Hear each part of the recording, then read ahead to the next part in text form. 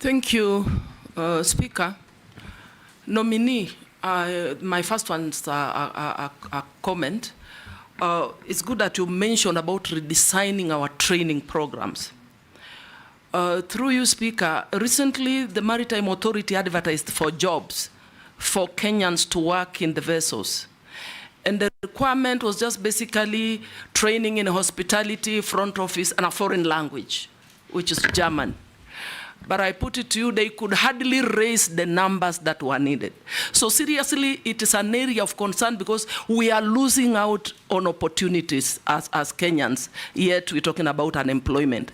So, Honorable Nominee, if approved, I think that is one of the areas you need to seriously focus on to ensure that we're training in all disciplines related to maritime so that we can benefit from the opportunities. So my question is, and this is from a Kenyan, in 2010, the then Internal Security Minister, the late Honorable George Saitoti, tabled a list in Parliament containing 4 members of Parliament, including yourself as a suspected drug trafficker. The US Embassy also stated that Kenya Anti-Narcotic Unit suspected that you were involved in narcotic trade. Are you aware of these grave allegations and the effects of drug addiction in our nation? If so, kindly shed some light on that. Thank you. Answer those 3. Honorable Kosing, my record speaks for itself. I was not in any way a desk governor. I am a ground person. I am a ground person. That is why I left Mombasa County with the best cardiac center in the country and possibly in the continent. I left Mombasa County with state-of-the-art cancer treatment center. I left the county with a lot of social development programs that are on record. So I'm just picking a few. Mr. Speaker, today if I have a cardiac issue, I want to tell you, and I will encourage all of you and those that have visited Mombasa, if you have a cardiac issue, Coast General is your place. Because they have the state-of-the-art cath lab with well-trained doctors that constantly do open heart surgeries, fix cardiac issues quickly, and that was my leadership. So I provide leadership, and I will. And in the mining and blue economy and maritime, if you approve me, I will hit the ground running, Mr. Speaker.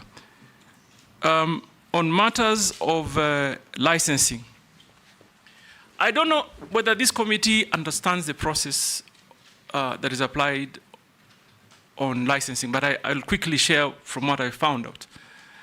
And I'm saying that this I found out from the private sector.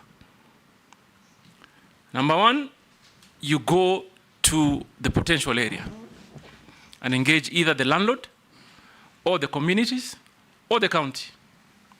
Then you get a consent. Then online, there is what they call the cadastre that covers the whole country in potential areas in matters mining. Then once you have the consent, you peg on the cadastre. And then at that point, you do a physical license application. And I've already heard of many instances that people have falsified documents to peg on the cadastre. That is number 1 hindrance on efficiency on issuing license. Because then therefore, a true potential, and this basically mostly is done by speculators. So the true potential investor does not get an opportunity to even apply. So we first of all must fix how we handle the pegging. We must have technological means of ensuring that whatever is used to peg a site meets the standards. I have had, for example, someone would just upload a newspaper and that acts as a consent. Because the technology currently doesn't have the ability to authenticate some of those documents that are uploaded. So what do I say? I say we need to digitize end-to-end. We must digitize end-to-end. And Mr. Speaker, let me put it this way. Even in our own country, I know for sure, for certain, there are young people with enormous capacity and potential to help us develop. I must also say that I was taken by surprise when during Maandamano there are some young Kenyans who quickly developed and designed a communication program. And people are communicating like an app overnight. It tells you our young people have the capacity. And for me, Mr. Speaker, if I'm approved, my urgent and priority first step is to involve the young people. They can help us grow. They can help us fix many things locally. Like, for example, I believe something like a cadastre, where it holds a lot of information that is very strategic for the country, must be fully hosted here. Cannot be hosted, for example, by a competing country. So for us, what do? We invest in technology end-to-end. Right now, I'm informed that they have done it, but there's quite a human interaction phase that we must try and do away. It will create efficiency. It will also deal with corruption issues. So I hear you, Mheshimiwa, and I can tell you that that will be my priority. And also, I want to talk on the artisanal miners and licensing.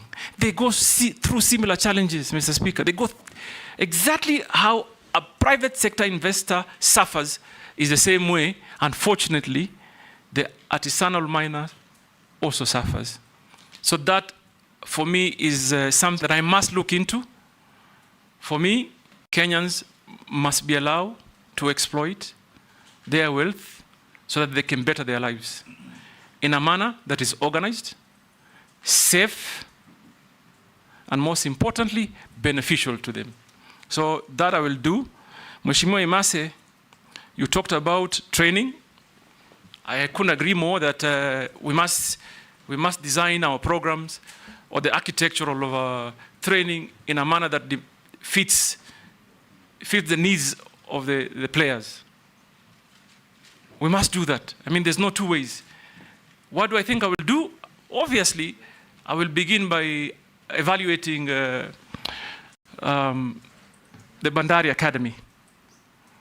But I'm going also to try and forge partnership with, for example, Technical University of Mombasa, the universities around the lake areas, and many others, because those job opportunities are not only for the coastal people. They are not only, they're for every Kenyan. And therefore, we must create a partnership in designing an architectural plan that conforms to what the industry needs. And I will work closely with private sector. Mr. Speaker, finally, Honorable Imase talked about a citizen that sent you